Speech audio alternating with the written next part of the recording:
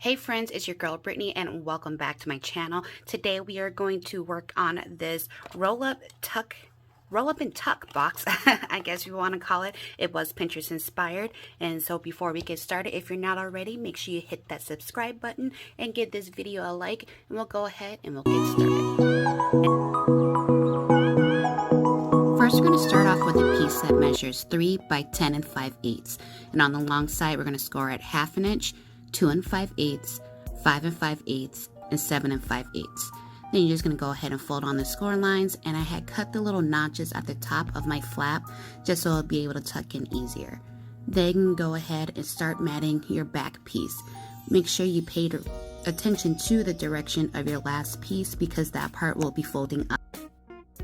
Now I need 2 pieces that measure 5 by 8, and on the short side score it at 1 and 4, and on the 8 side score it at 3, 4, and 7. I'm going to take your scissors and we're going to start cutting up to the score line on those middle tabs, and I do cut mine at an angle so then that way it tucks in better.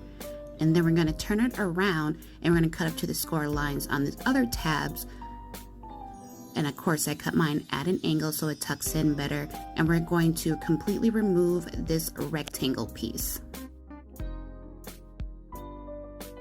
Go ahead and fold on your score lines, and if you want to, go ahead and start matting your box as well. Only want to do one side because the other side will not be seen, so you only need to mat one side of the box.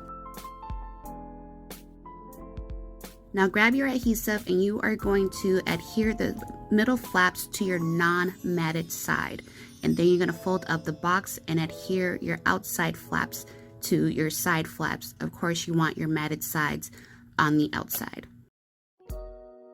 You're going to repeat this process for your other box, so then you have 2 completed boxes. Now we're going to grab our long piece and add our glue, and we're going to fold up our flap and then adhere our box together. When you grab your other box and add your glue, you're going to fold up the other side of the flap, lining it up with the box, and then fold your flap up. That way you can have it properly placed. And there you have it, super quick and easy, and you can make a bunch of these. It's a great craft fair idea. You can add treats or Happy Mail in these boxes. Go ahead and decorate it accordingly. Make sure you check out the other ladies who are participating in the Hump Handmade. And thank you so much, guys. I'll see you in the next video. Bye!